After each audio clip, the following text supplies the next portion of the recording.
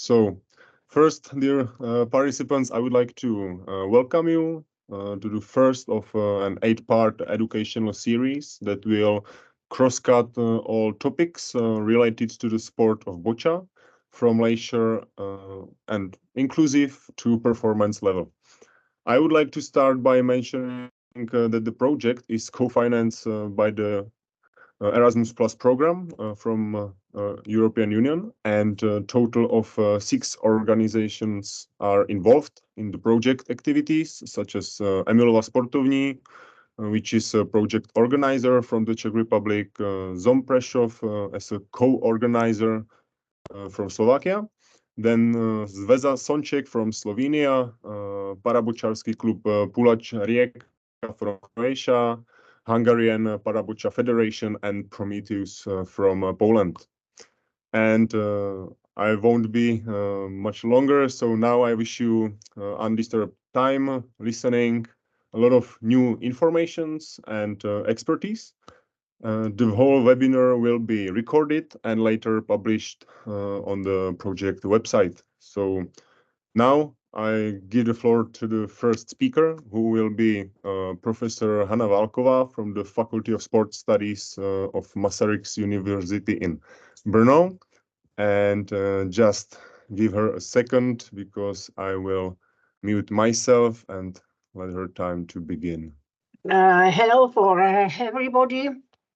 We start our webinars with the first topic, which is something like preface of complete topic oriented on boccia.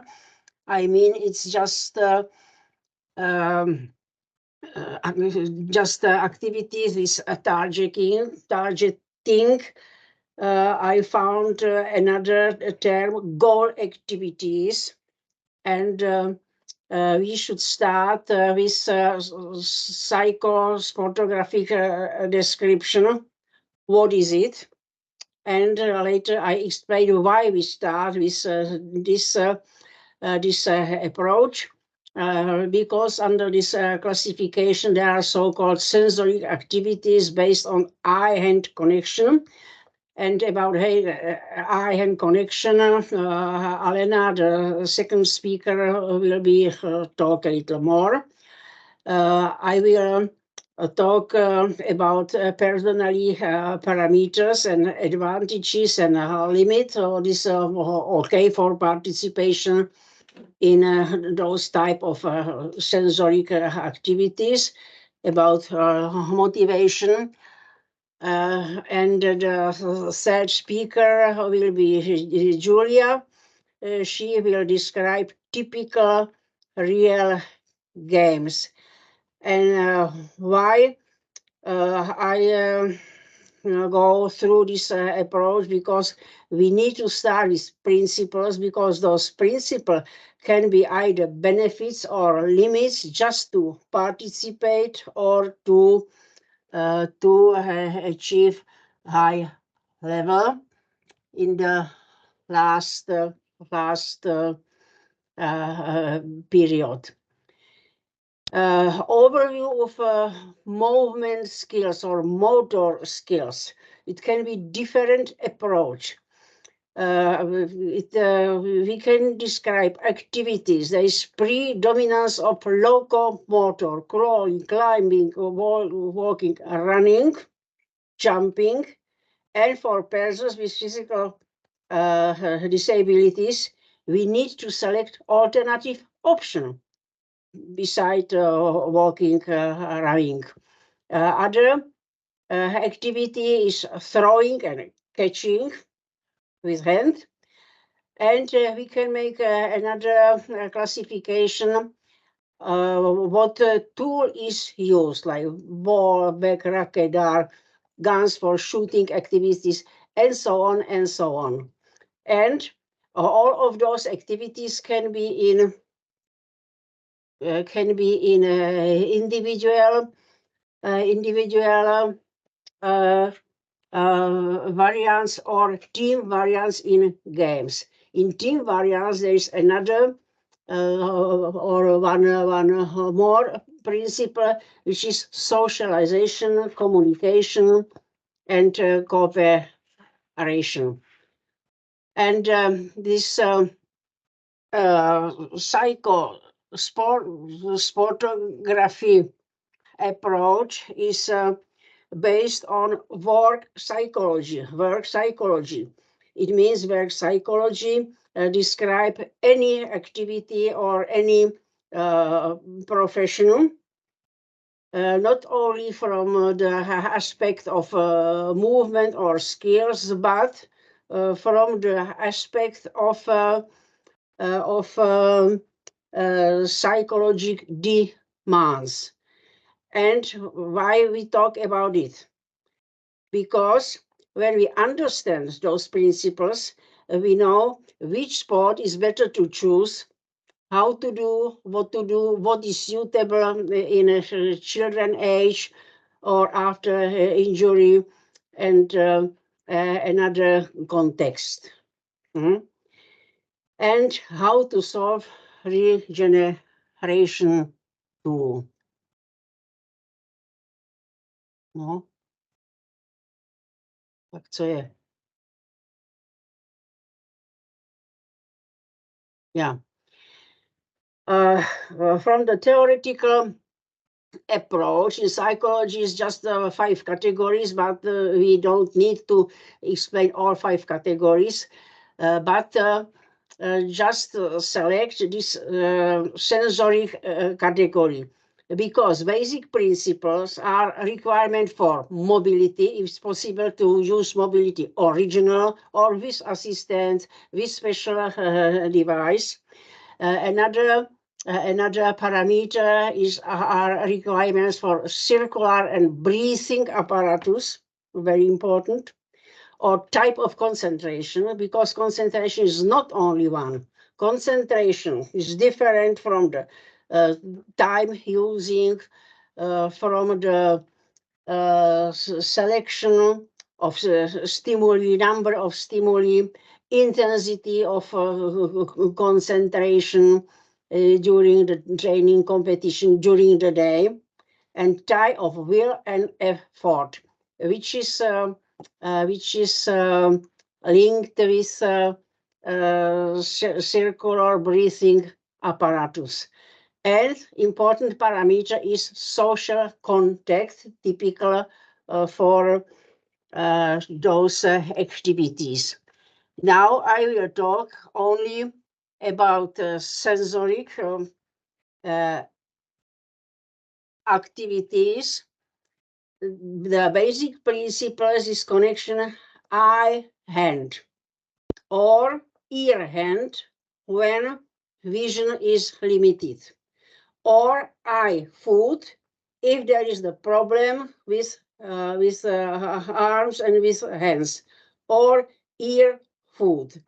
Yeah, probably in the Paralympic context, this is a typical boccia or petanque with eye-foot. Yeah, a special kind of bocce. And this connection is very, very important for everyday activities. When you would like to cut onion, there is typical eye-hand activity. This is important not only for sport, but for life as existence. And it's necessary to exercise it, to train from childhood. According to this connection, it's possible to perceive distances, to perceive environment, to play with toys and so on. In case of deficit of this connection, this is necessary rehabilitation or modification of this connection, or to select substitute alternate movement, alternate decision. And what about sensoric activities like bocce, like dart, like shooting, a lot of shooting sports there exist under Paralympic competition. Circular breathing apparatus, mild. Movement, mild, or with some devices. Type of fatigue, local muscles, not complete personality, but local muscles. Probably you know what I mean. Yeah, when you need to make some target on the goal several times with 1 kilo ball is local fatigue. Type of concentration is usually quite short, but with maximal intensity and interrupted. Yeah, first attempt and break, several seconds. Next attempt to throw the tool, and again short break. And reactive time is simple. We have only one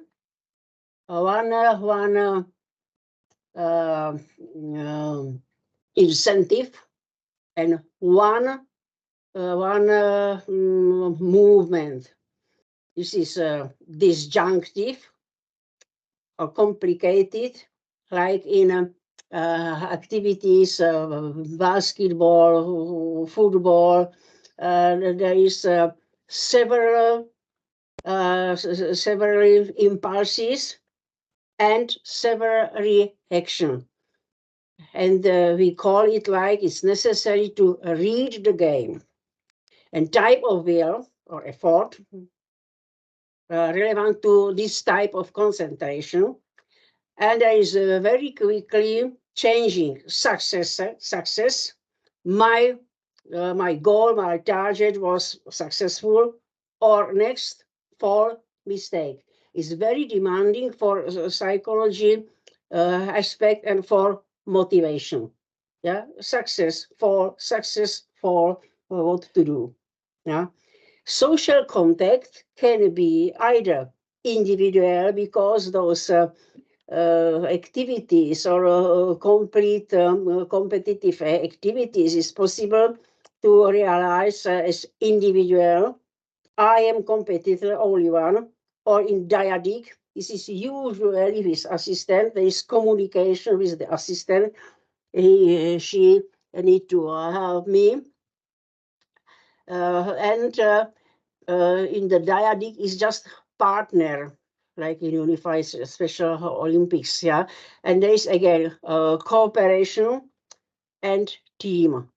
Cooperation, I am successful in this dyadic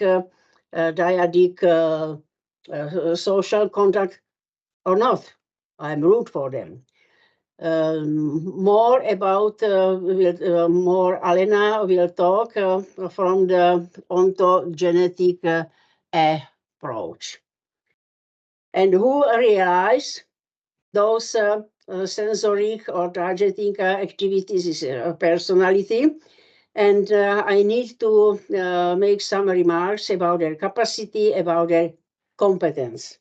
Competence are usually cognitive, mental, intellectual, which is not only issue of IQ, but adapted behavior. Adapted behavior is to accept typical behavior with meal, with hygiene, with transport, and so on. And everything is during the general day, but everything is during training, and everything is during high-level competition, which is necessary to be in the picture and to train it. Emotional, how to overlap the stress how to overlap sadness how to overlap a very happy situation. It's danger too, very happy situation. Yeah, and the last part of the personal capacity is cognitive will, motivation, which is different in the beginning and is different with motivation during long-term training before competition and so on. And those aspects of personality or those competencies can be with multiply deficit, can be imbalance. Some of them are high level, low level, on different, because every personality is very, very individual and unique, especially persons with some handicap. They are used to use to the real sports. Some federation use the system of categorization. Some sports federation not. Overview demands and limits for persons with physical disability.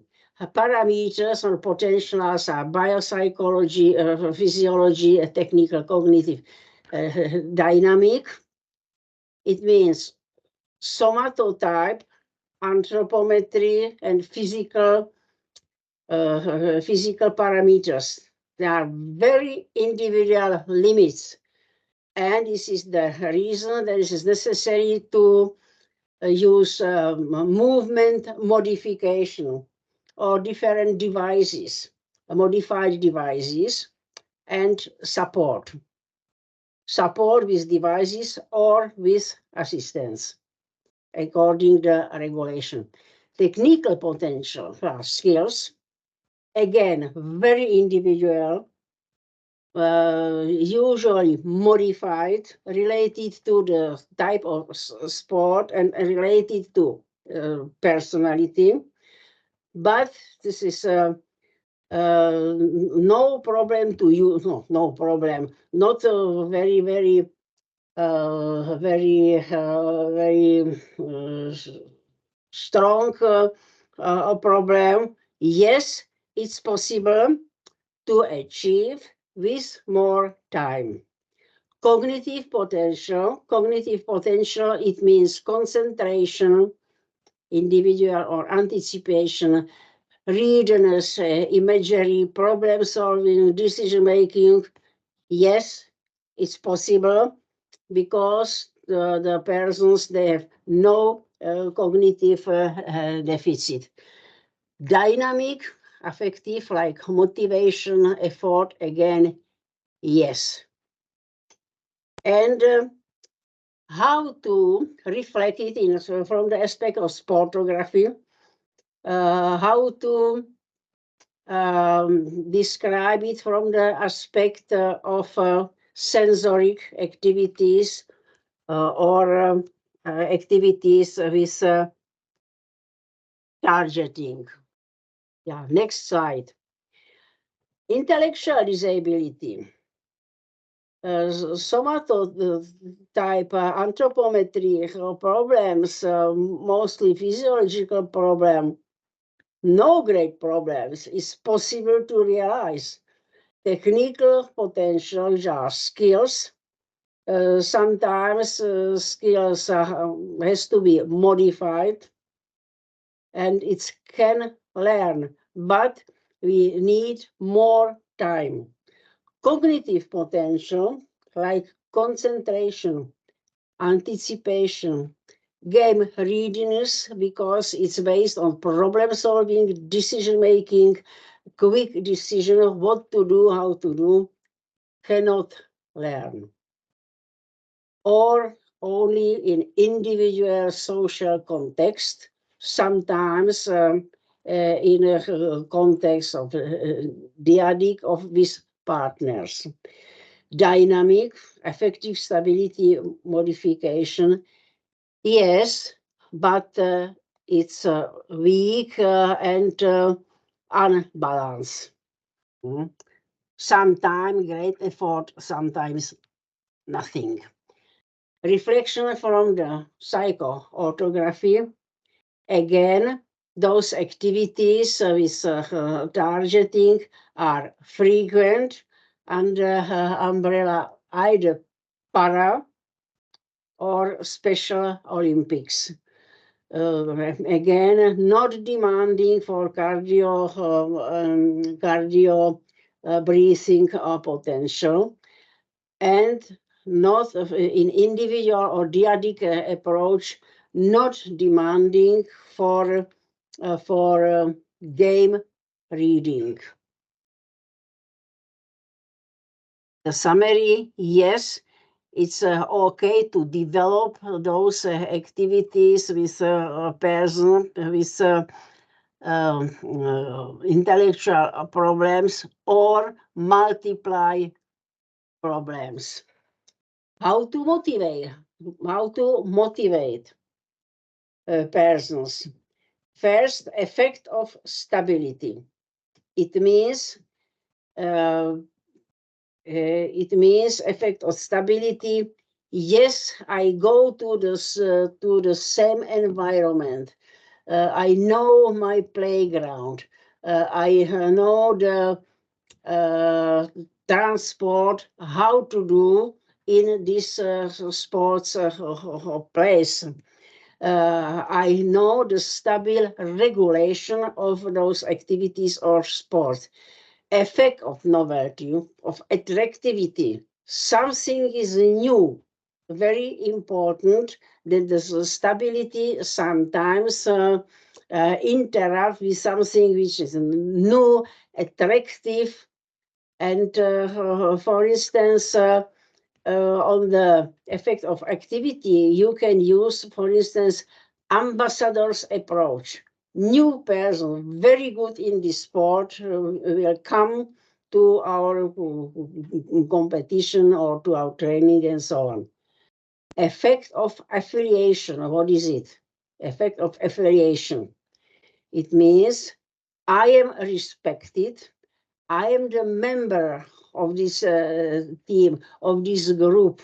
We are just family, which can train this sport. Effect of adherence. This is continue, not only 2-3 trainings and after that nothing, because I am the part of this, and I would like to continue with this society or children's society. I have friends then. We developed something together. We are team to develop our sport, our on a determined level. Effect of comparison or competition. Yeah. And comparison of competition not only against or toward, but with me. I know that my result is this. Next week, my result was hopefully better. Competition can be in children place. Competition can be under strict regulation of typical sports federation. Effect of external pressure, authority. Sometimes very important too. It's necessary to know who is the leader and what are the regulations. But we have to be careful that only authority and not fun, not affiliation, usually they stop with those activities. Special parents, when they are just make pressure on children to be the best and best, and this is just the phenomenon drop out. Stop this, because more important is this affiliation, our team. What is the effect of negative? What is effect negative motivation? Negative motivation. It's something like a little distrust, critics. I don't believe you are able to do it. And my motivation is I master it. I do it. I would like to show you that I do it and I can be the best. It's just negative motivation. Sometimes some coaches in general football, they use this effect. Yeah. No, I'm not sure if you can be included in the team. And for the last 5 minutes, football player is go there, change somebody, and the goal is there. As those principles, how to motivate, and just use it in appropriate age, in appropriate situation. And this aspect of modification, how to train either on the level of place or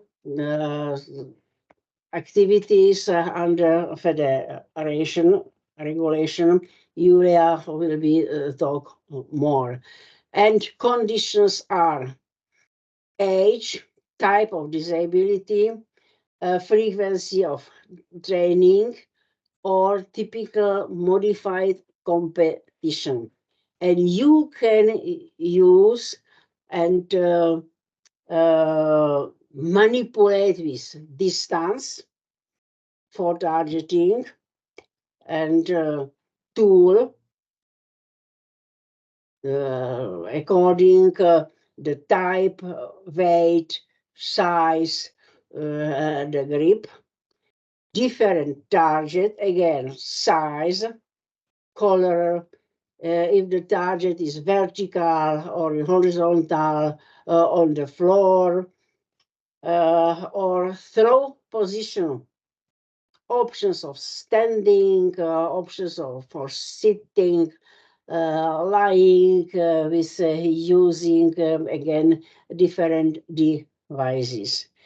From this slide, you can see there is a lot of possibilities how to use it and make stable or make flexible those activities with targeting. And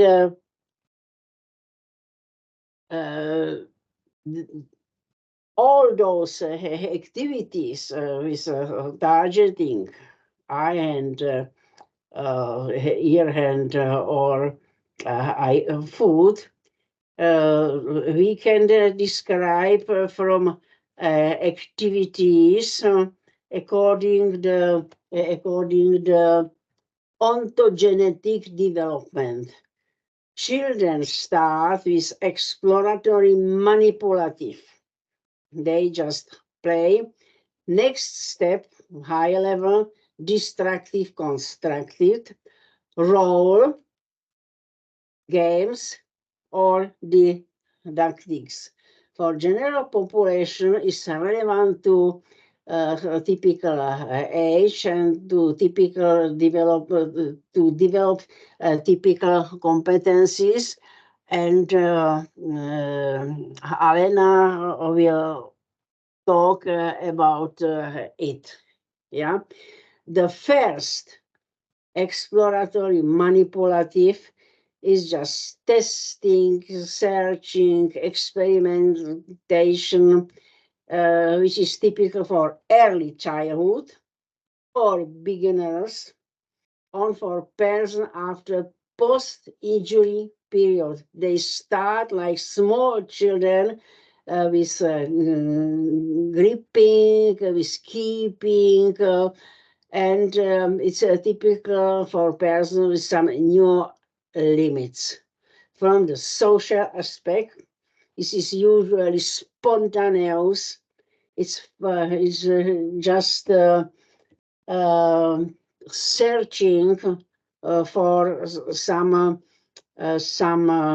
movement with the hand, or is just stimulation by assistance to start again, make some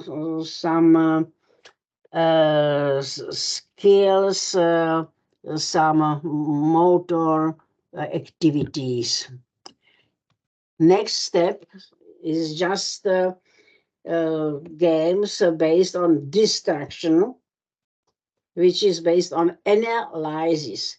It's earlier than synthesis and then construction. It's possible to use tool, possible to use the territory and basic skills. From social aspects, is again individual or side by side in dyadic couple. You can see this is again higher level. Next is the games when we can use role, topic games. It's imitation. Lateral learning is learning by games. And person can start with find some creativity, some individual activity, or behavior under authority. We just start training, team exercise, communication with assistants, entry in a real sports skills, because there's imitation to do like another person. And you can use again, usually, for instance, the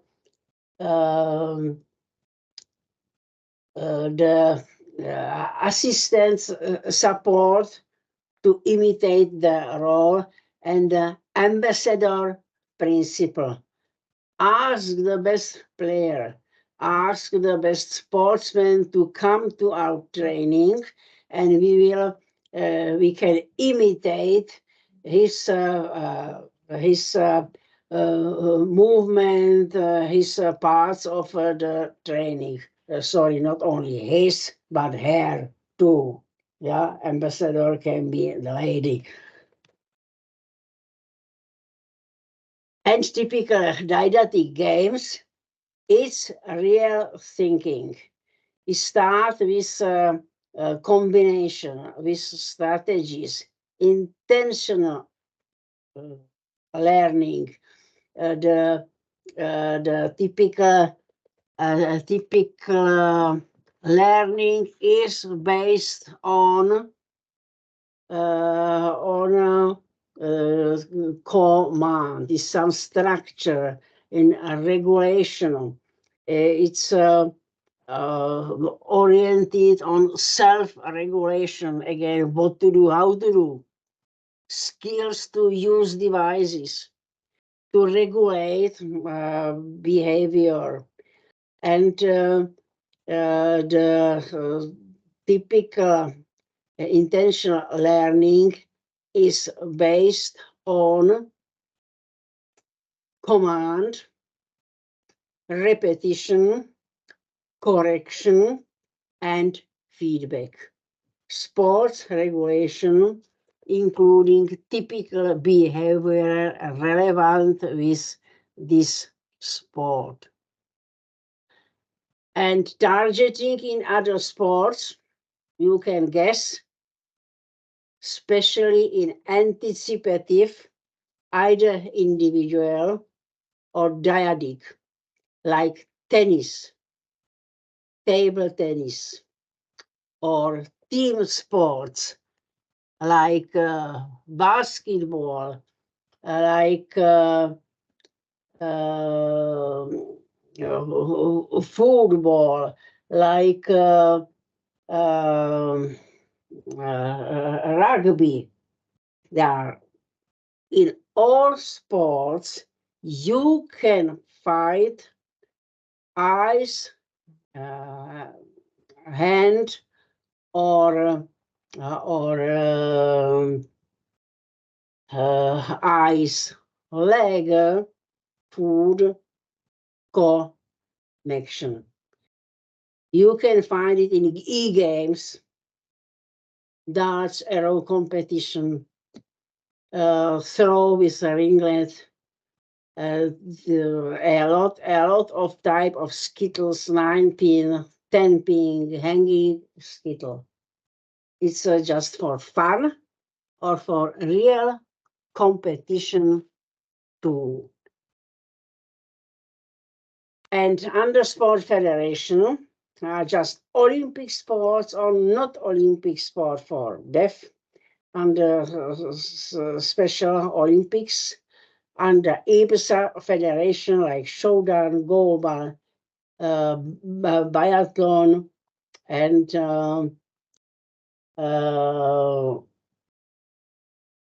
in para, a lot of sports, like a lot of shooting sports, floorball, hockey, basketball, tennis, and so on and so on. Showdown, goalball. Julia will be talk a little more about this end of those range of possibilities. And second speaker will be Alena, if I'm not mistaken. Okay, so I will start. My name is Alena Skotáková, and I would like to introduce you some information about eye-hand coordination. It is basic for targeting games. I would like to say something about early development of this process and something about necessity to improve eye-hand coordination. So, as Professor Válková said, proper eye-hand coordination is very important for baby growth, life skills, for movements, and also for skills as eating and writing in the future. So lack of it can cause instability or clumsiness and making movements jerky, poor coordination or balance. This could be definition. This is an ability to perform movements with hands while being guided by the eyes. A child's hands and sight work together to perform tasks. Sometimes this task needs to be done with speed and accuracy, such as when catching a ball.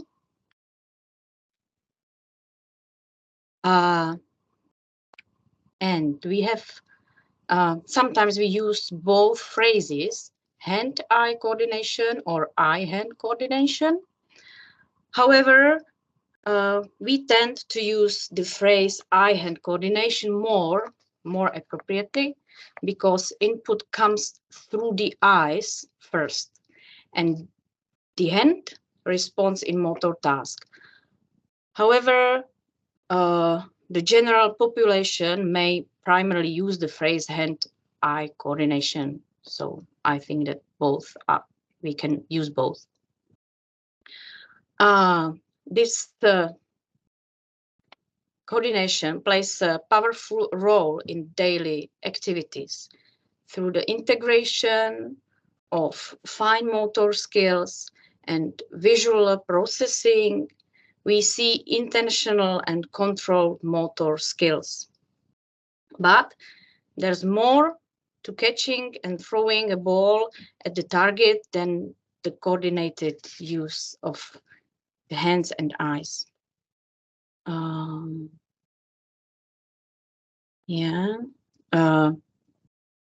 Eye-hand coordination refers to the coordination or integration of visual input and the processing of that visual information for coordinated movement of the hands. This is essential in handwriting, scissors use, threading beds, reading, throwing a ball, placing a cup on shelves, coloring in lines, feeding, self-care. You can see some examples in daily life. For example, a baby grasping an object, or batting the ball in the games of cricket or baseball, tying of your shoelaces, of course, writing, it's very important, brushing your hair, or making a cup of coffee. So in essence, hand-eye coordination are the visual motor skills used in motor tasks.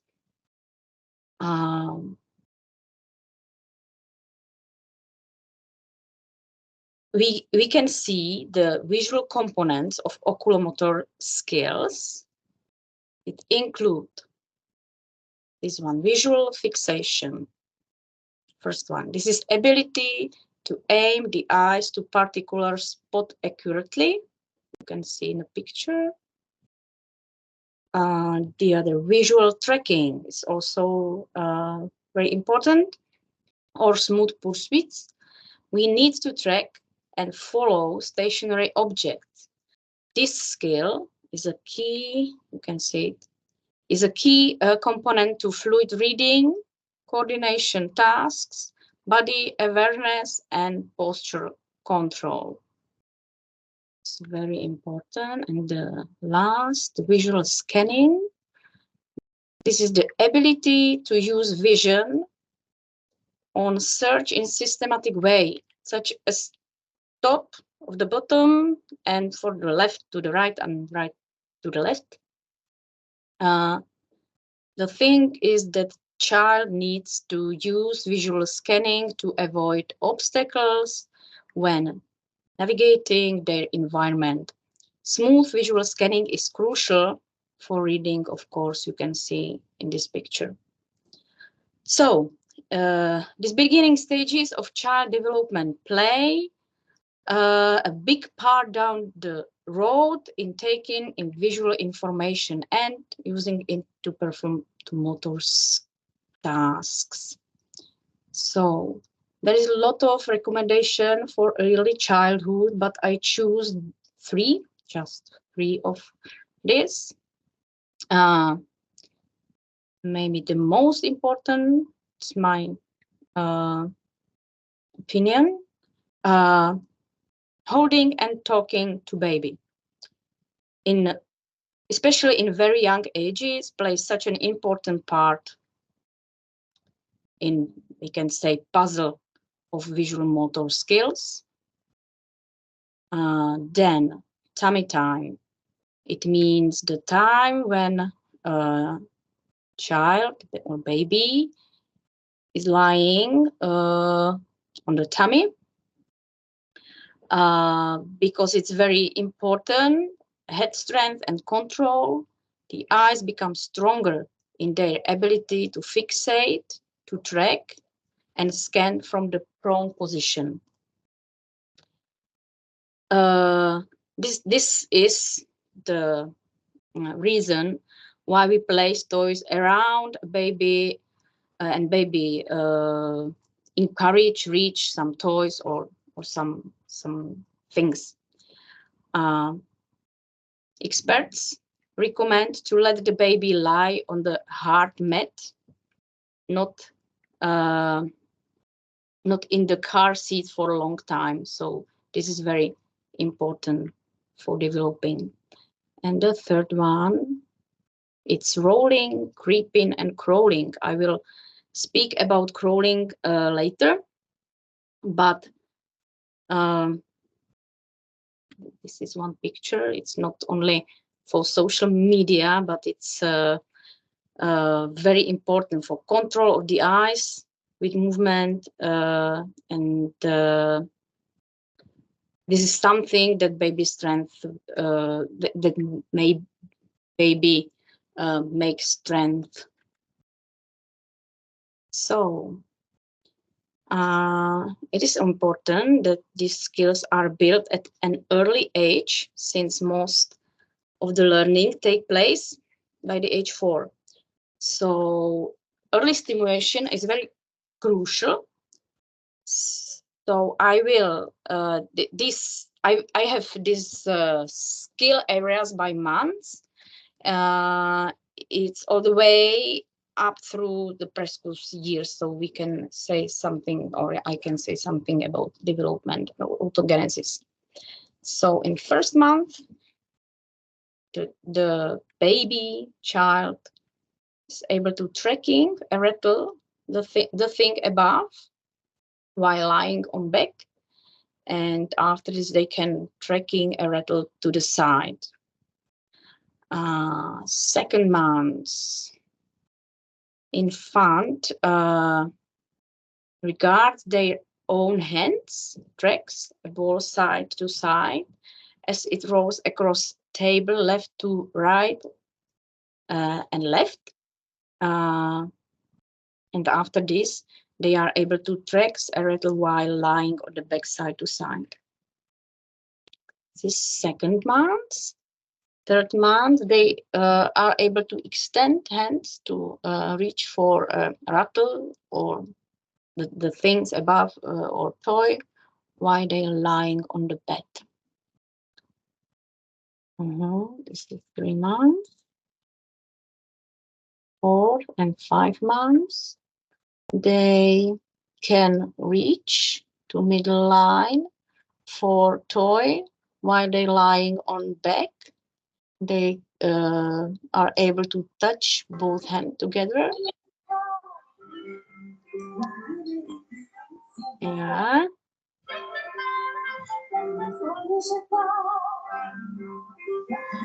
Someone has, I think, that something played. It's not mine. Can you unmute your...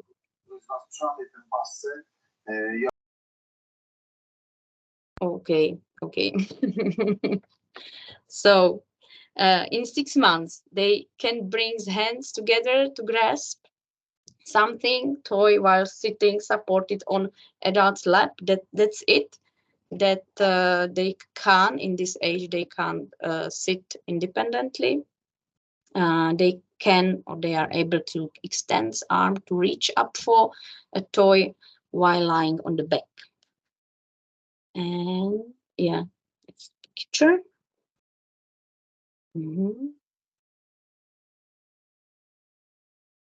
Okay, so they are able to grasp, block, or toy, and they extend arms to reach up for 7 months. They can transfer a block or some toy and something from one hand to the other. the same while sitting supported on adult's lap, because in this age they are not able to sitting independently, and they can touch some small piece with index and finger, and they can bang a toy on the table surface while, of course, while they're sitting. So I have a question. What do you think? Because I said that I will speak about crawling. So what do you think? What it's how long children have to crawl? What is good? How long it means? It means before they were standing up. Try to motivate you for some question. Can you write it to the chat? I'm not sure if I can see it because share whole screen. So if you want, you can write on the chat, or you can say it. Your tip. It's your tip. No tips. Okay. So it's good when children are able to crawl 6 months and more. Sometimes they stand very early, and this is not good for their spine and their cognitive abilities and for their eye-hand coordination. Because crawling on the hands and knees plays a big role in hand-eye coordination. They are gaining also proprioceptive input, strength in the shoulders, core, and neck. And when crawling, the baby is gaining mobility, but also using targeted movement towards and goal they visually process. So that's it, why it's so important. Crawling improves so many areas needed for better coordination, including fine motor skills, gross motor skills, gross motor coordination, and also balance and strength needed to tasks like hand manipulation, positioning in activities, and sustained endurance.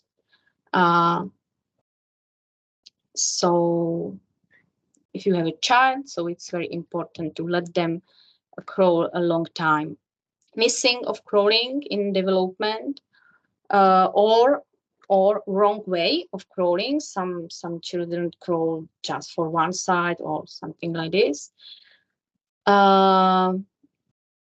Expert connected with uninhibited primary reflexes. This is another chapter, but it's very interesting.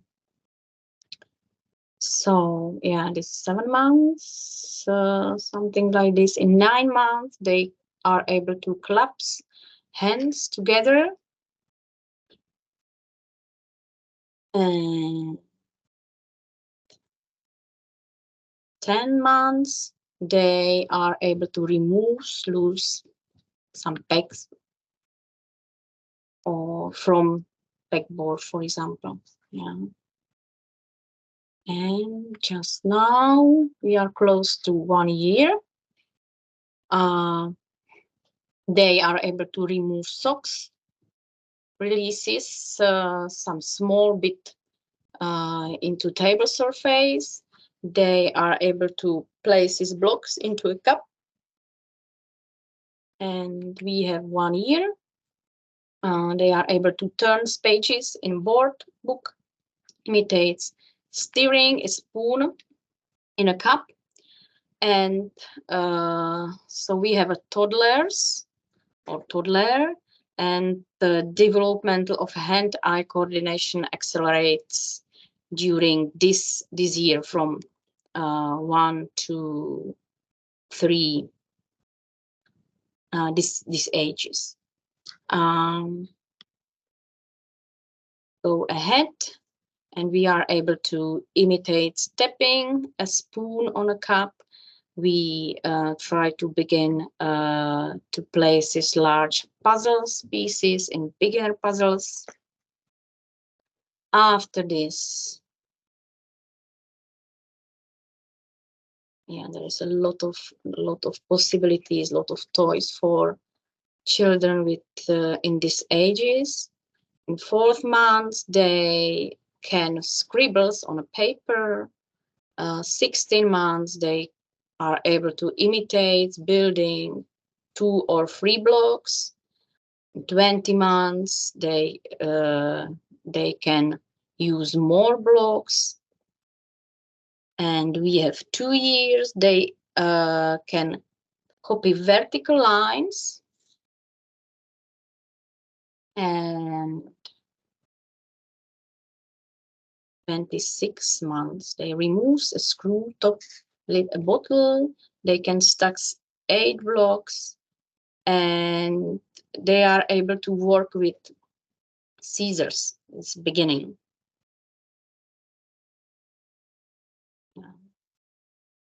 Toddlers from 1 to 3 years.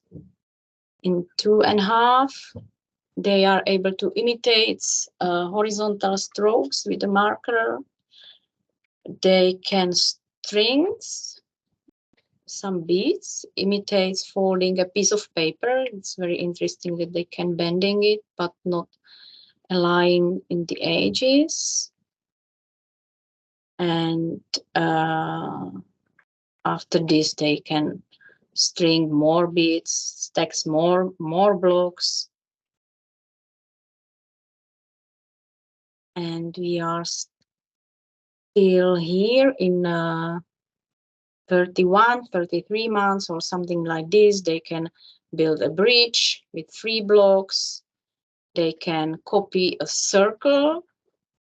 In 3 years, they are able to cut a paper in half with scissors. Some experts say they can lace 2 and 3 holes with string. I have this picture. Or cut paper within 2-3 centimeters of a straight line, and they can trace this a horizontal line. Everything is about hand-eye coordination. 4 years. This is preschool year. This is preschool year from 3 to 5 or 6. There is a lot of skills they are able to do.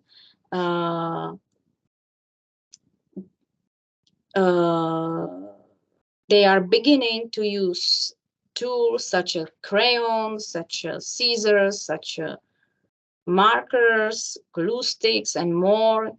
You can see greater control in using these materials. They also playing with more pretend play, and they are able to use different toys with more softness. So you can observe everything. 4 years, they are able to copy the square. They can cut circle. They can connect 2 dots and make some horizontal line. Cut a square with, let's say, 5 centimeters or something like this of the line. They can build bigger pyramid, as you can see in the picture. They are able to fold a piece of paper in half with the edges parallel. Yeah. Now in the picture you can see development of painting. This is well known. So we have a scholars.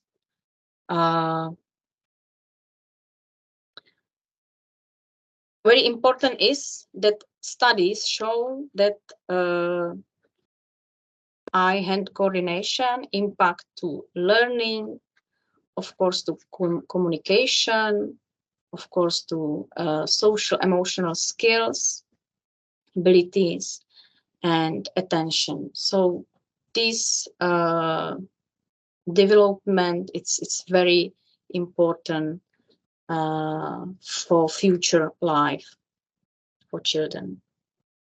I choose some disability and eye hand coordination and some recommendation from researchers. In visual impairment, they show that vision therapy could improve eye muscle control, not only cueing. In cerebral palsy, it's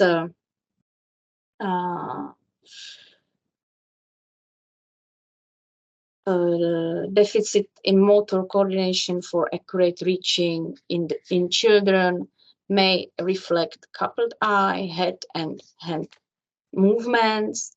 What is very interesting that some researchers suppose that problem of vision, muscle control, and binocular skills are related with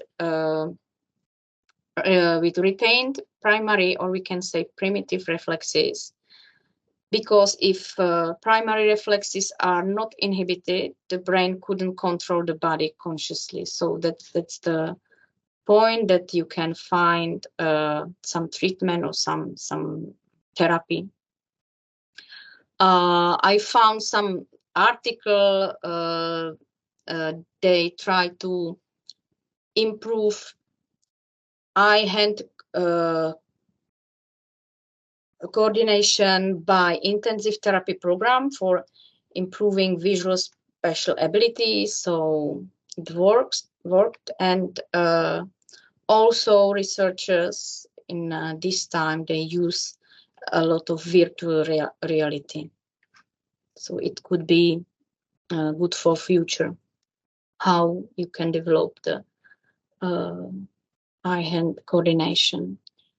So in the end, because my colleague Julia will talk about games, I have some inspiration how to improve hand-eye coordination. I found something on YouTube. You can find a lot of things on Pinterest, for example, or something like this. So if you find on this link, so they offer you another one. There is a lot of games, very, very interesting, and a lot of games. So this is the inspiration for you. When you click on something, so there will be a lot of others games. Good afternoon. Topic of my presentation would be a little bit different and more close to activities of boccia or bocce than my colleagues, but I think that theoretical background of development of eye-hand, eye-feet control is very important in all the topic of any targeting activities, sport and games. My topic is activities with targeting, and even if during your project there will be high level of coaching strategies and rules, probably and for sure topic in some further webinars, My topic is sort of introduction and beginning, more going to talk about how to motivate, how to attract young children, new incomers for sport, maybe how to surprise already skilled athletes with some new and interesting activities with different and non-typical subjects, and how to be creative, not only as athlete, but especially as a coach. I think all we work with people with some special needs, or we coaching, or we running some organizations and clubs. And I think the creativity is one of the very important things if you work with someone who needs some adaptation to be included or integrated in anything. I'm from Czech Republic, Olomouc, and I'm assistant in Faculty of Physical Culture, and I'm a member of Department of Adapted Physical Activities. This department is preparing professionals working in field of special education, sport, leisure time activities with children, people, adults, elderly, with any kind of disability or any kind of special needs. Okay, what would be the content of my presentation? In very little beginning, I would have just 3 slides of an introduction and little history about boccia and bocce.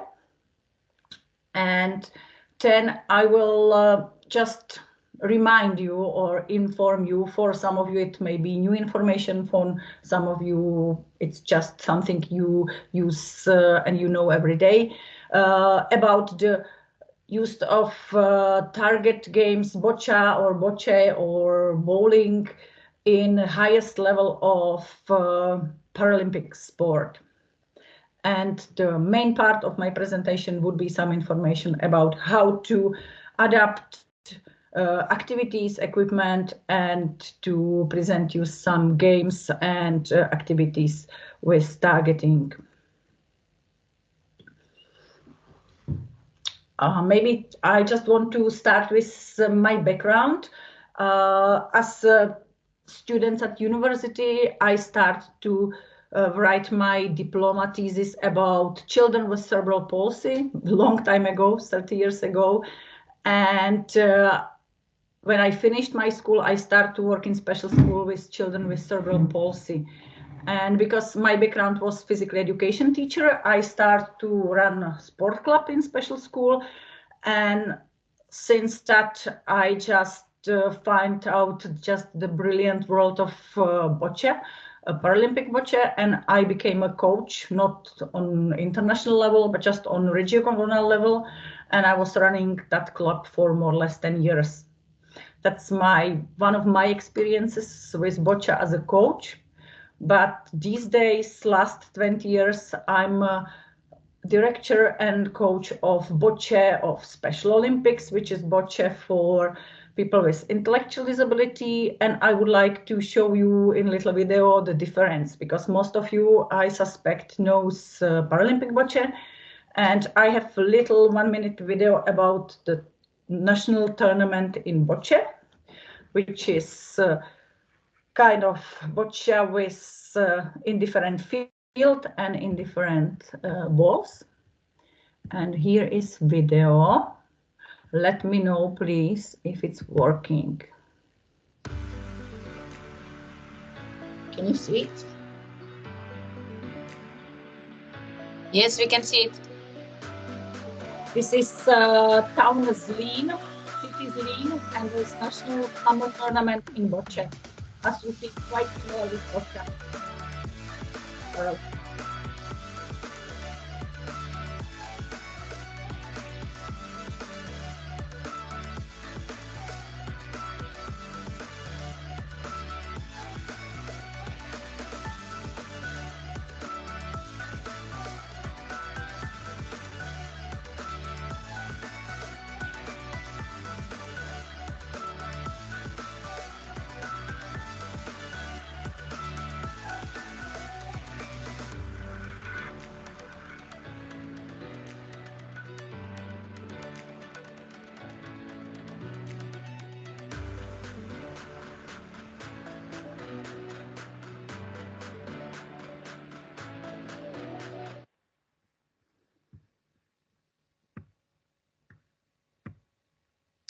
That's it.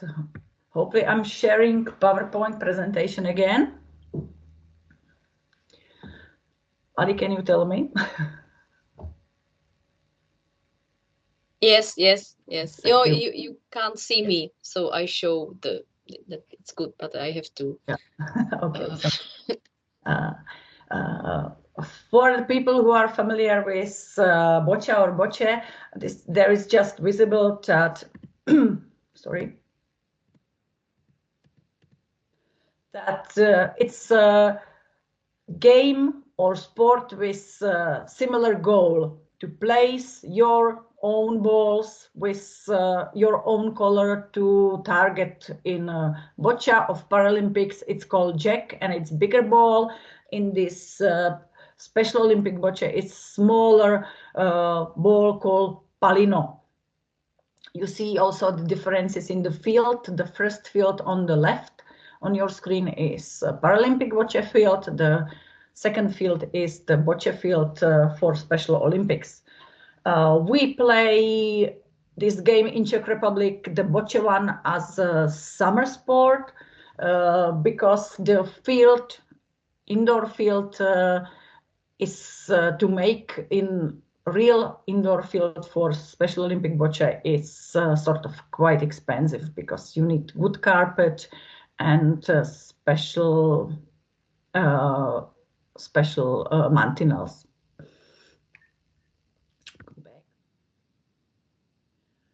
This is just a little introduction from maybe physical education and physical activities. If we're talking about target sports or target games, we can divide them in 6 types. Already Professor Valkova was talking about some kinds of target games. It may be golf type, curling type, bowling type, billiard or pool type, darts type, and shooting type. Because I don't see you, if you can raise your hands just to, it's obvious what fits to different groups. Golf types, it's mini golf or golf. Curling type, here the members of this group are all boccia or bocce, which we are going to talk about. Then we have bowling type. Even it looks very similar. The bowling or skittles and these kind of activities fits to another group, that bowling group of target games. Then we have pool or billiard type, darts type, and shooting, which is since from guns to archery. And what I love on all these target games, that you can play them from very early childhood till very old age. And I love it for the recreational level and recreational possibility, because most of these activities you can play on Olympic or Paralympic level. That means you need high skills, you need lots of training, and you have quite big rules, for example. But if you want to play it on recreational level, mostly just some people can come together and you may explain just simple basic rules of boccia, bocce or pétanque, and all people can play. And it's no matter if it's child or some elderly person or parents, grandparents, grandchildren, and all can play together, and you can make some adaptations, what we are going to talk on later. A little bit about history of boccia or bocce. Already in some findings in tombs or sarcophagus in Egypt, which dates 5,000 years before Christ, there are some findings of balls. You see that little picture. We don't know if these balls were used for, as the small one as jewelry, or the big one for fate or for some war. We think at least some pieces of the balls was already used to play something, because people love to play in all ages. I think the humans and target games are so much connected together. One of the first athletes maybe already spreading that something similar like boccia or bocce in some findings was Roman soldiers, which were maybe waiting for another fight in Italian Alps, and they were maybe bored.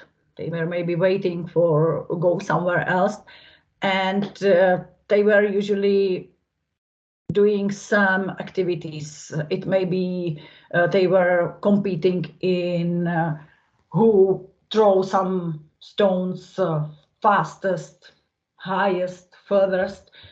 And even they start to play on accuracy. That means they start to play some stones as close as possible to the target. And that is the time they were already working about stones and making them in nice shapes to make them better for throwing. And because there were soldiers and they were going all around to Europe, we think that since that time of 3rd or 5th century, there are information about history of bocce. You see here some pictures and postcards, probably mostly from France, as well as from Italy or Greece, because these countries are sort of fighting who was the first, if it was French with the game of pétanque, or if it was an Italian coming from Greece and playing that bocce. Also, we have quite similar game from the countries of England, which call lawn bowling.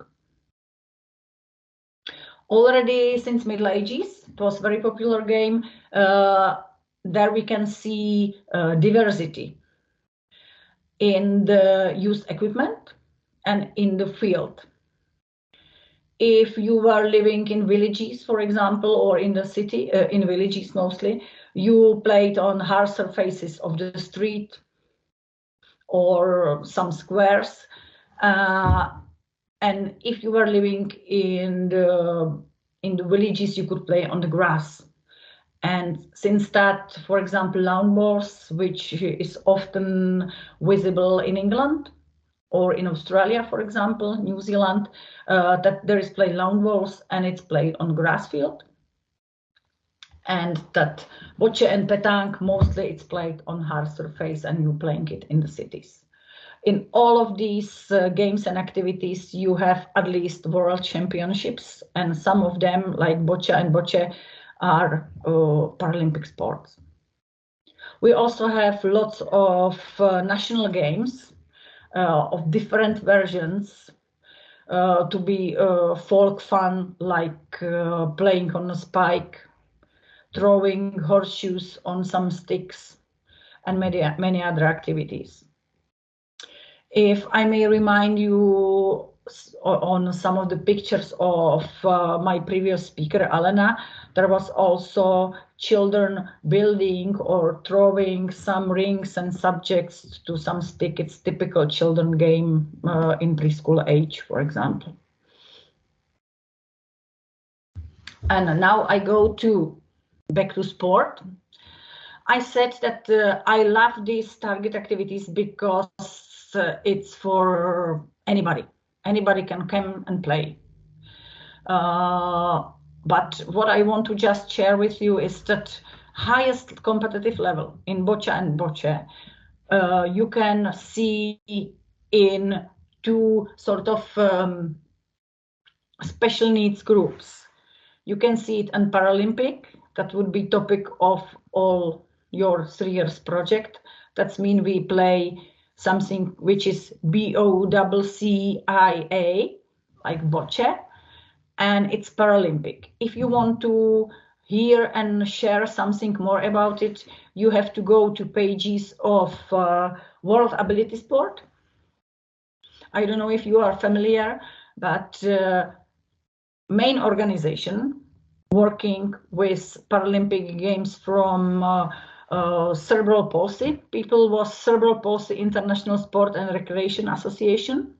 But we don't have this association in some way anymore, because in last year, 2023, this organization and International Wheelchair and Amputee Sport Association, IWAS, joined together, and since 2023, they call themselves World Ability, and you would have national and world games called World Ability Games instead of separate international games of CP, ISRA, and IWAS organization. If there would be time after my presentation, I can show you the pages of this sport. In the pages of World Ability Sport, you don't find so much about bocce.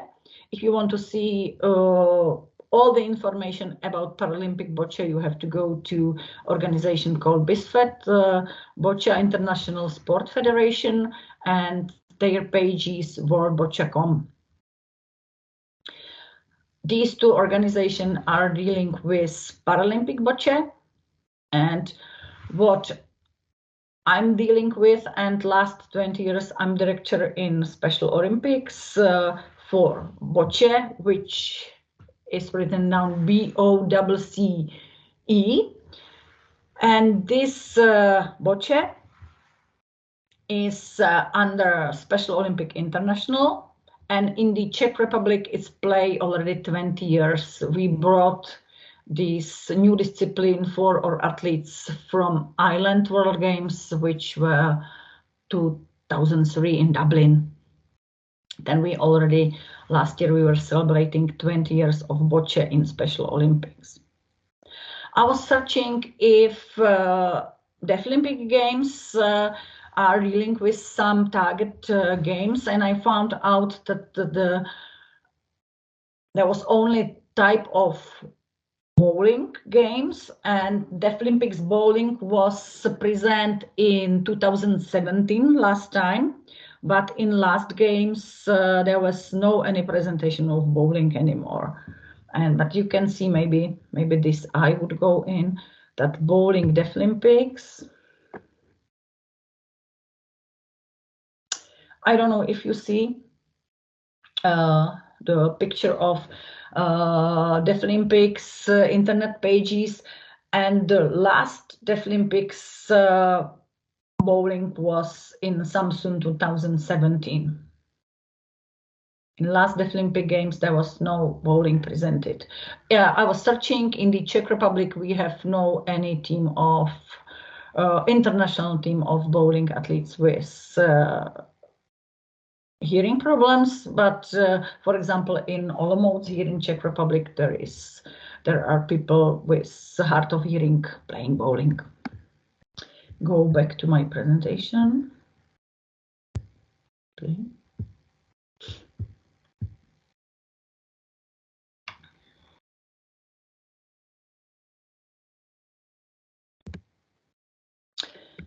And I would like already to start to talk about the training, coaching, and talking about games dealing with target games.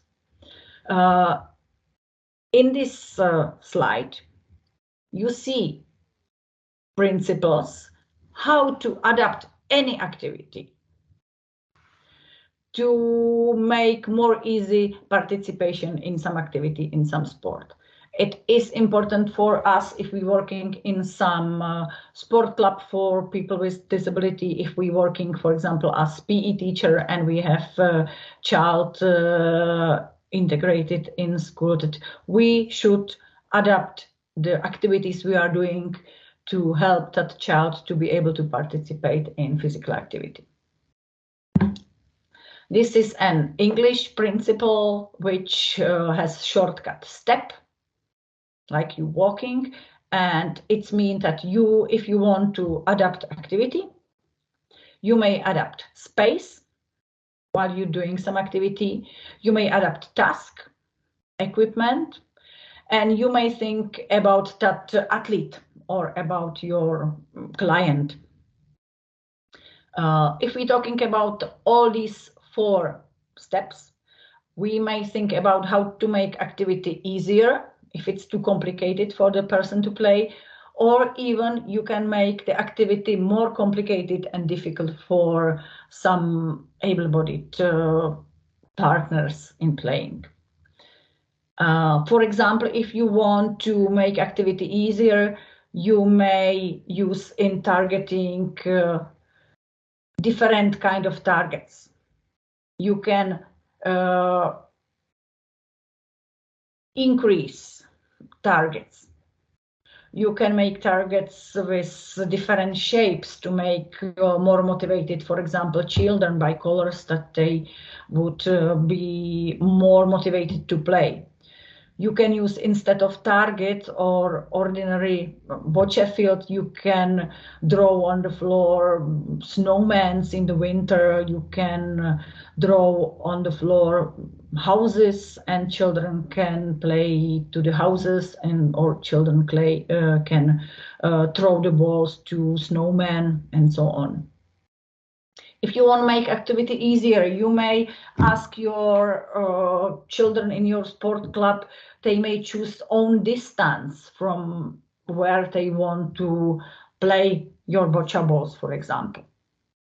And if you make the activity harder, you're doing it in opposite way, of course. You may use different tasks.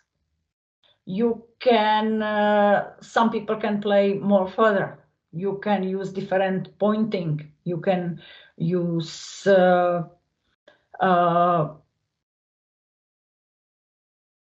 different path to get your goals and so on.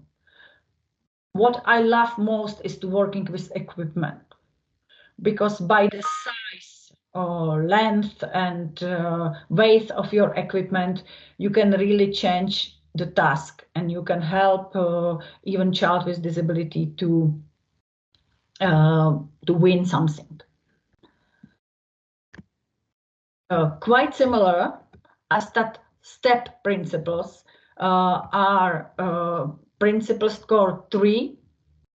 And again, it's something about adapting activities to be more inclusive. That means you have to think as a coach about teaching styles.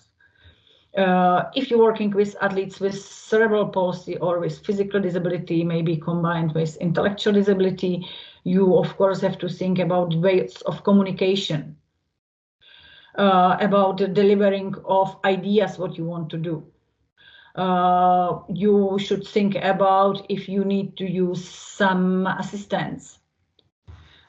It's very visible in the playing bocce with a partner, because you very often have to find communication still with athletes who is, for example, not able to speak, and you have to find other ways of communication with eyes or some co-movements and so on. You should adapt the rules. You can make them more easy, which is typical, and you can you can teach the rules step by step. When you're starting with little children, it's not necessary to teach them all the rules of the sports. It's just necessary to go step by step.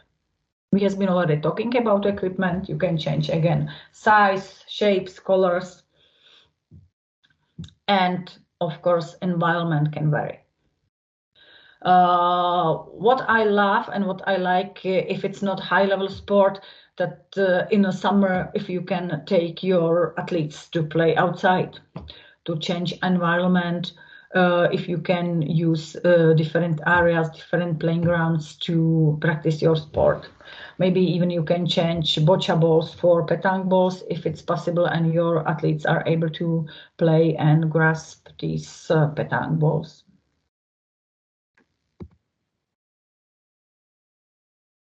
On another slide, I was yesterday making picture of my content of my backpack, which I'm carrying for my practicing bocce in a primary school or kindergarten. Hope it's visible. I love to use different equipment in some way. Because I don't know how it's in your countries, but if you want to play boccia in the Czech Republic, it's now a little bit getting better. But if you want to buy, for example, standardized boccia set, it still costs about 400 euros. And we have in our faculty some set of boccia which we can lend some organization to start to play boccia, for example. But very often, if you go to practice to kindergarten or somewhere else, you may use different subject for throwing and playing boccia. I love to play with children boccia with frisbee. That's the reason why I have here frisbee. Frisbee, it can be used in similar way as balls. You can have same rules. You just need two kinds of colors of frisbees, like red, blue, for example, and then you need something like jack with different color. And it's very nice activity because you can play it on wheelchairs, you can play it as a standing or sitting, and you can use, for example, even big gym because it's running pretty well. What is more complicated is that the throwing frisbee, I don't know if you can see me, it's very different movement than throwing the balls. And that means that you have to train and practice with your children to use that frisbee movement. We usually teach how to throw frisbee while even with CPL children while we're sitting next to table, because you can move your arm alongside with the table and you can practice that movement of throwing the frisbee, for example. I like to play boccia even with that box from cheese, for example, you can see here, or you can see here just these little plates which you put in the restaurant under the beer. It's also very easy to carry. You can have children camp, you can carry these boxes of cheese, and you can easily play boccia with that box of cheeses.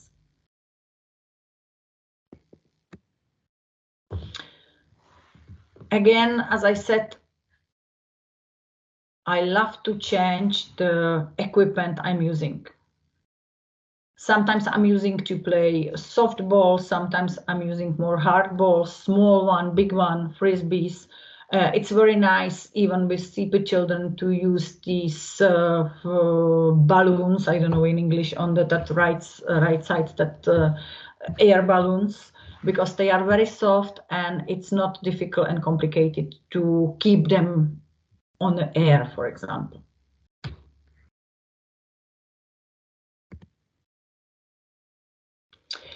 Any games and activities I'm going to present a little bit further. If we're practicing, we should always think about that we have in boccia different delivery methods, delivering methods of ball, because all athletes has physical disability, many of them having cerebral palsy. That means most of them having spasticity, some kind of spasticity. But you can observe also some hypotonia or some co-movements. And you can also have, of course, a non-cerebral origin of disability playing boccia. Then we may always think to practice all of these activities, if it's possible by the disability. You can practice most of the activities with using of different delivery methods. I would just remind, if there is someone new and not playing boccia, then I would explain. I'm always teaching my students to try to practice this activity. The typical throwing method, it's overarm. I don't know, I will try to, if you can, Alenko, it's visible that I'm holding socks.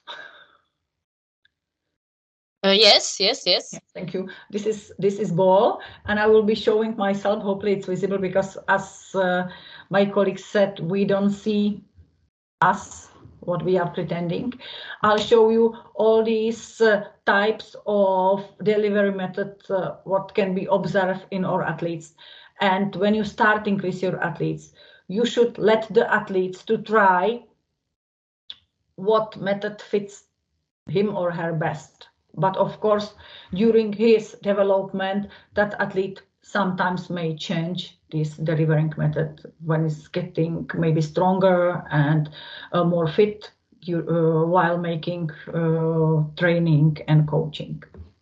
Then you may, typical activity is throwing overarm. I don't know if it's visible. That's mean you're throwing typically overarm.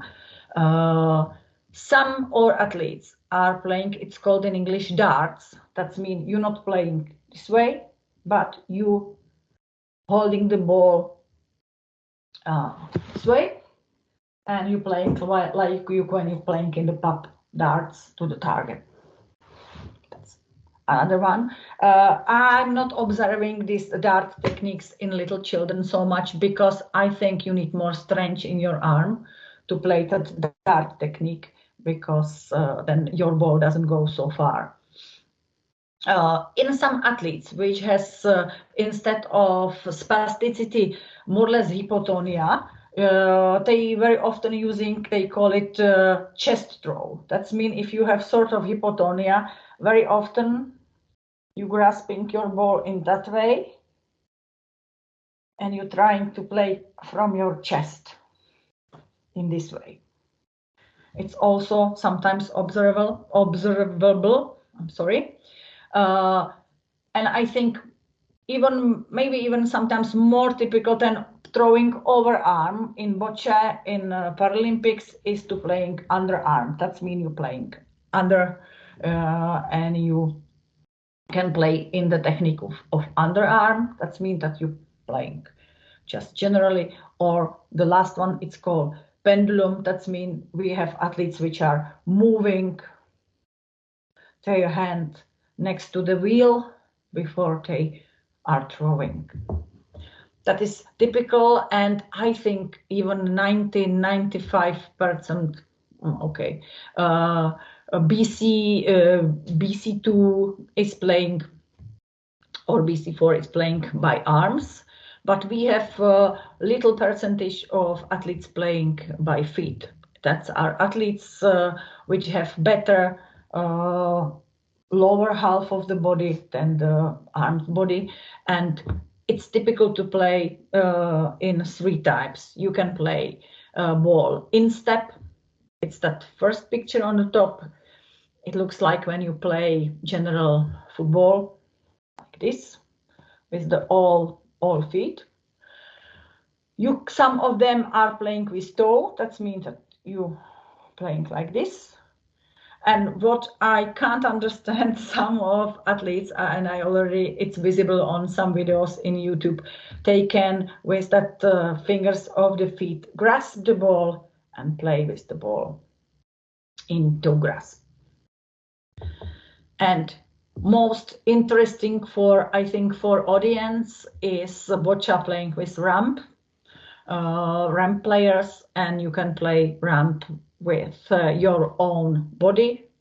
Usually it's hands or fingers, or you can use pointers, which can be stuck to the head, or which can be used with your hand. This is about delivering methods. Usually we trying to give beginner the ball, and that beginner just trying them itself what is the best for him or her, how to throw. But it's good to think about changing delivery methods, because you may find out for future career that sometimes the delivering method of athletes may change.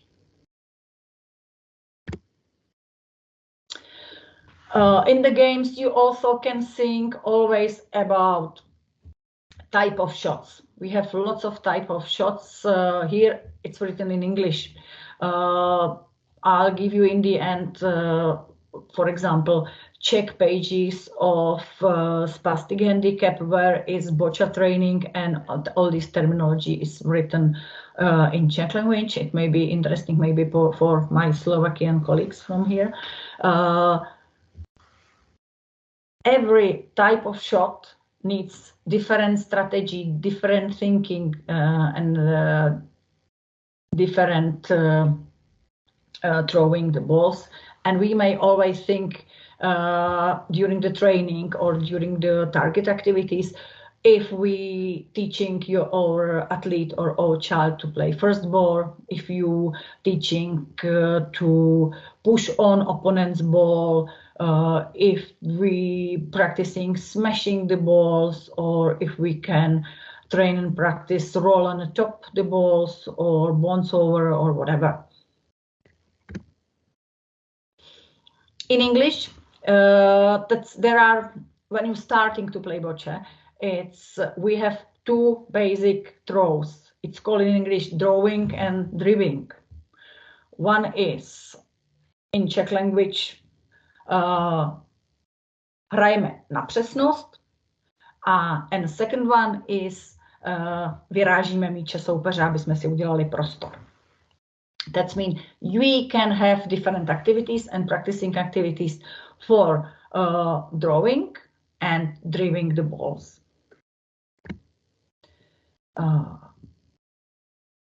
If you go to internet or YouTube, you find plenty of examples, plenty of cards and plenty of games connected with targets and connected with bocce. What I love and I'm presenting here are cards from, I would be presenting some cards from bocce from Australia, from New Zealand, and from Canada. These I found most useful. And in the end, I also show you the pages of BISFET, Bocce World Organization, and very nice pages of Spastic Handicap Organization in Czech Republic, which has very nice pages for coaches. And you can find here so many other examples of games and targeting. I have here 3 examples of sportability cards, which are connected with bocce. On the first one, you see target activities, non-competitive, when you can use them at school, you can use them in sport club. And here is just an example that you can make any target. It can be made from hula hoops. You can draw on the floor any subject. I was saying from drawing snowmen, using hula hoops, using special tapes to make some shapes. You can use obstacles in front of your target to make athletes to change the way of throwing. I was saying you can make obstacles that athletes has to go and throw the ball only a certain way. And the athletes or children can choose their own length. They can choose from how far they want to throw, for example.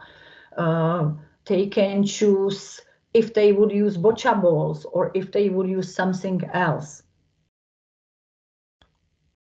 And you have many popular games which you can practice individually. It's that first picture. And because I don't know how it's in your clubs, but our children, even adults, even I'm working with elderly, they sometimes love to compete a little bit. Then always is good in the end of some activities to make some little competition. In the middle picture, there is an example of competition, which is, I call it in real bocce field, that you may divide your bocce field in some parts and you can get some different point scores to different squares, and you can count with individuals, with teams, who scored higher score and who scored high score is winner. And you may choose, or your athletes or children may choose the rules. For example, if you play bocce, you can you can say all athletes are throwing at once. It would be different that if you would throw in the activity one by one. You may say you can throw away your opponent's ball. You may say you are not able to throw your opponent's ball away. And by these instructions, you can change your goals and you can change the spirit of the game. Very popular is the last game. You would know it from the weight of pen and paper. It's called in English Noughts and Crosses. And its activity when you have a net of 9 squares or 9 rings, and your goal is to place 3 balls across, down, or diagonally in the game. And when you do it, you are the winner of the game. We call it in Czech language piškvorky.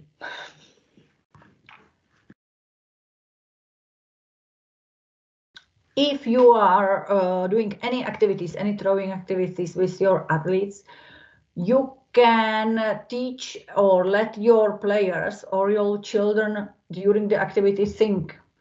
That means you may teach them to find out what is the best technique or tactics during the game. You may ask them what they think, what is most effective way to get closer to Jack. You may ask them or teach them how to make it more difficult for your opponent to get closer to your Jack. Another way around, how important is to cooperate when you're playing in a team, and you can make some decision during the training, how to work together to make even your colleague standing in different box in bocce to have space to score to Jack, for example. You may think and you may talk about strategies, how your team can score the most points, and it doesn't matter if it's in real bocce or bocce game or if it's in some adaptive game I was saying before, like Noughts and Crosses and so on.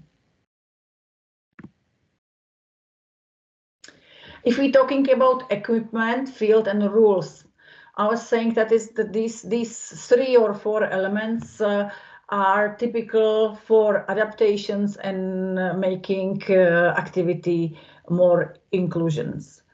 More professional is your level of your players. Then you use more competitive equipment, real field, and you're trying to train in the real competition condition.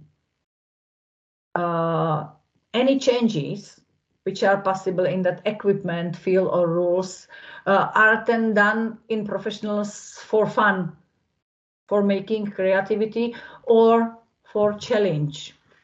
I can even give, example from maybe some different sport. If you can imagine that you have a high level of basketball player and non-disabled basketball player, and you gave that basketball player, you seat him in wheelchair, for example, it would rapidly change the quality of the game. Or if you gave a basketball player to play basketball with handball, for example, or some other kind of ball, of softball or whatever, it would certainly change, and it may be activity for fun, for challenge, and in same way we changing equipment in boccia or bocce. If I'm running a club or some other activities at school or afternoon club or in summer camps, If I have members of my organization, parents, children, grandparents together, what is great if you can do some open activities, open tournaments, family tournaments, friend tournaments, and there can come together people using wheelchairs, standing, and you can play some activity together. It may be real boccia game, but you can also use only some target games and target activities. I was mentioning. To give you some examples of activities, target games, in the end, I give you source of materials that you can open and use from the internet, even from myself. But here are just some examples that you have here on the left side. Three gray fields, and you have an examples what activities you can play. When you want to teach your athletes to move opponent's ball somewhere else, it's always very good to use, for example, hula hoop, and you place inside, for example, some soft football, and the goal of the players is to remove that softball from hula hoop, for example. You can practice it as individual, you can practice in pairs to compete, or in teams. In same way, you can work with softball in the middle picture, that you have two teams standing opposite side of the field. You have some line, and the goal to win is to move softball by throwing your own balls to cross, it may be midline, or to cross the line of opposite players, in whom it happens first, it's winner, of course. If you want to teach your athletes to not to roll the balls on the floor, but to throw in the air, you should place some obstacles in front of your target. It could be bench in the gym, it could be chairs somewhere, it can be whatever. And the goal is to score the balls to overcome obstacle. Here I have some examples. I would explain competition games using myself with my students. On the left side, you see very easy equipment. It's just newspaper, and it can be boccia balls, it can be any other balls. And usually I'm using that when I'm starting an introduction about target games. You can play separately, or you can play in pairs or in teams, that each team or individual has a sheet of newspapers. You may decide the length you place your target, that newspaper is your target, or you just, as a coach, decided the length from where the players are going to play. And you may get timing, like to play 2 minutes, and you place newspapers. Your athlete is, his goal or her goal is to roll the ball to stop at newspaper. When the goal is done, the athletes are coming and turning that newspapers to make them smaller. They have smaller target now. They trying to play again. If they score and point, they can make it smaller again and smaller. And the winner is, if it's timing activity, who has the smallest sheet of paper in front of, that's winner.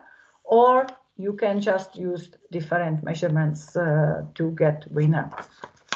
On the right side, you see just this training ladder for athletics or whatever, and training. I'm using it for activities with balls.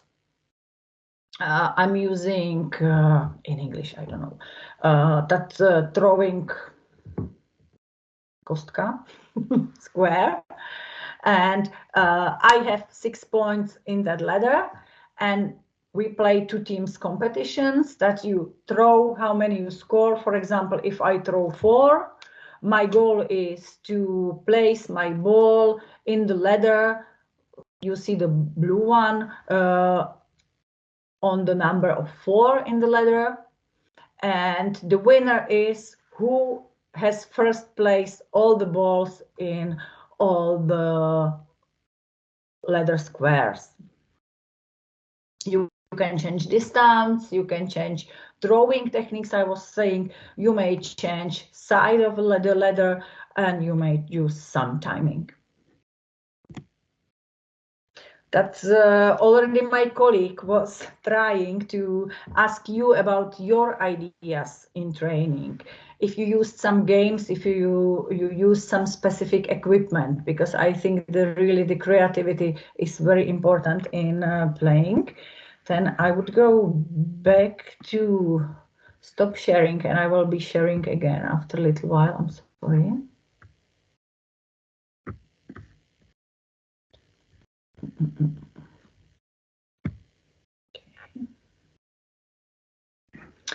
Hope I'm not sharing now.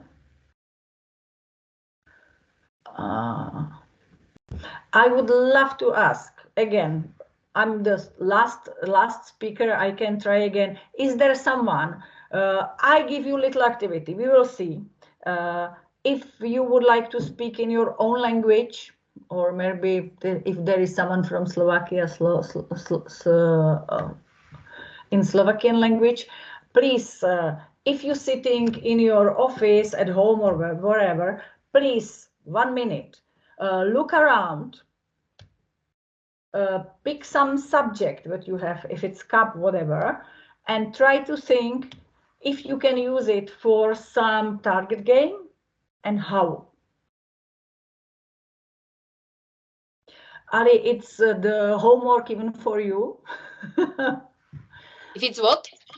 It's also a goal for you if no one try of course. to think about it. Okay. I have scissors. Okay. Then we have like 40 seconds. If someone would love to write, or if someone can unmute himself or herself, please try. In the end, we would like to maybe to see some of you. If not, I will pick up something here by myself, and I would explain what I wanted from you as activity.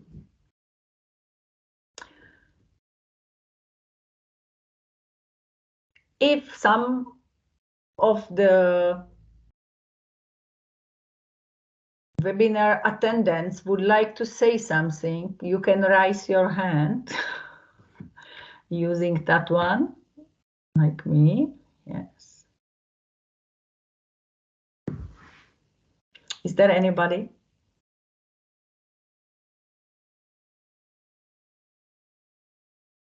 I give you an example myself, okay, and then I'll give you another few minutes. For example, I have here that Christmas tree. It's not a good idea, but yeah, I don't know.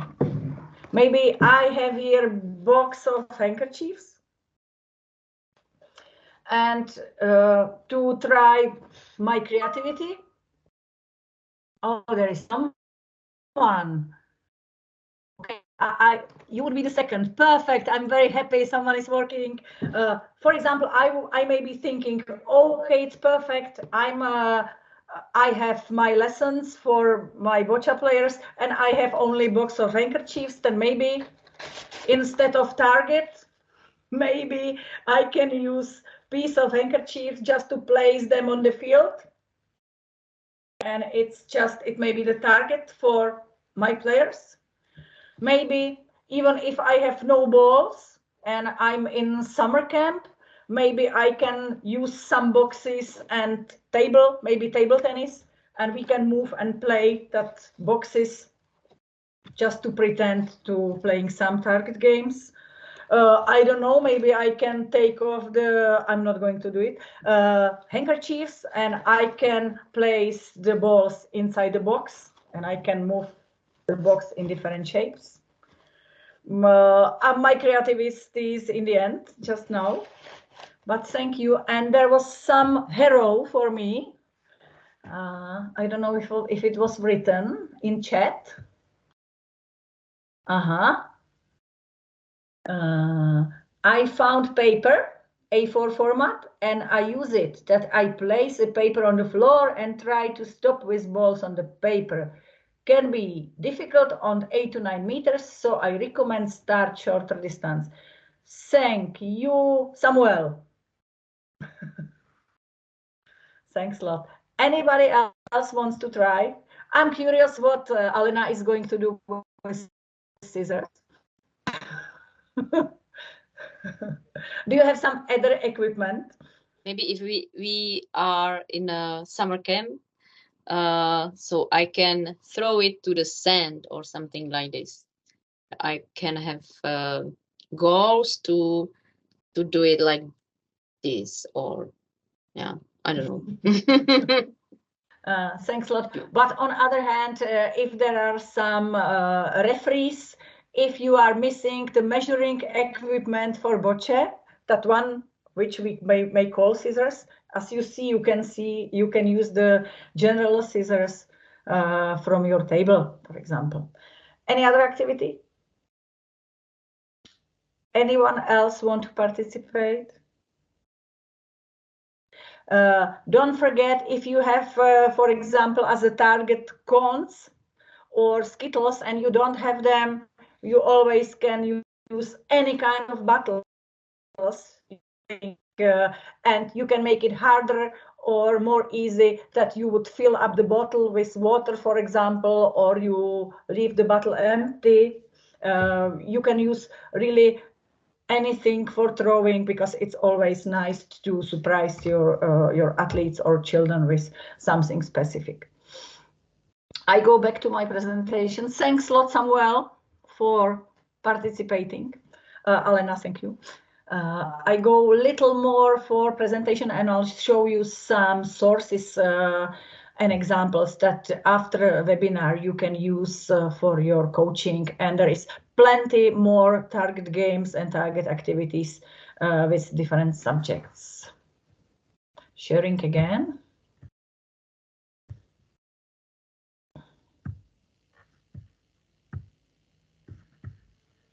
Sorry.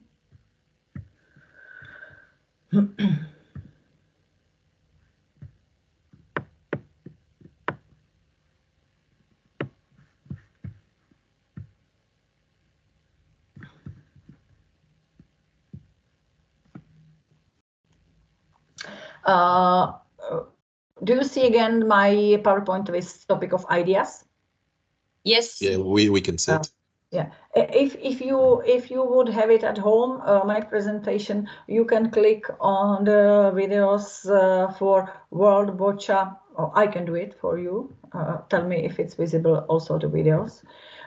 You go straight to World Boccia pages, and you have here, for example, very interesting videos about coaching. Some of them are about coaching, and as I said, I love to play with shapes, colors, and different subjects and different ways of drawing in my practice. And I'm asking my students as homeworks to think about new games of throwing and rolling balls, play Skittles, play golf.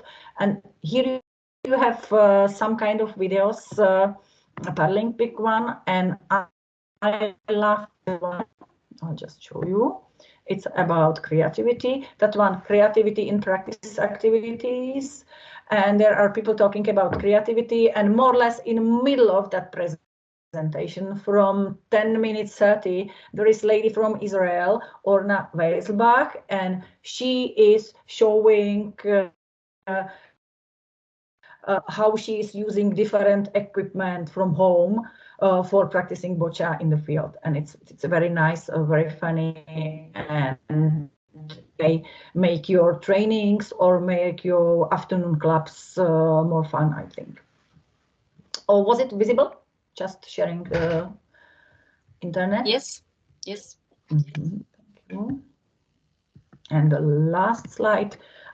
This would be most important for you because I think all of us being here presented in our webinar, we may have different backgrounds. Some of you may be coaches, some of you may be just director of some sport club, some of you may be PE teachers or just general teachers, some of them may be parents of children or adults with disability, and all of you have different ideas and different reasons how much you be interested in gaming and in these kind of activities. That I have here sources I used for my presentation, and you may find here much more games and activities for you. For example,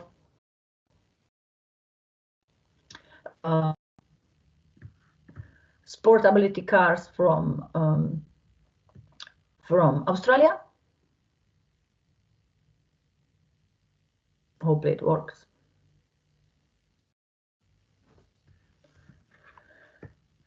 You find these kind of pages, and here you find lots of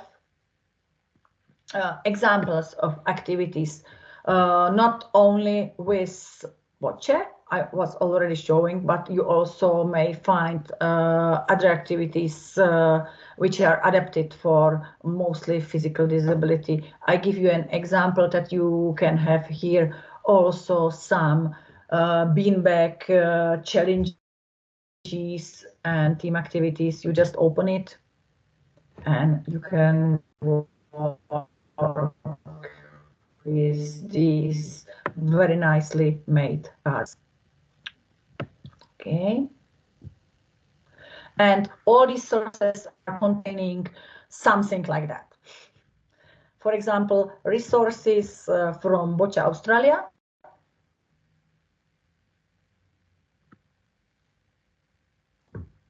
You find Boccia Australia, and here is plenty of resources, booklet, coaching guides that you can open and find out some activities.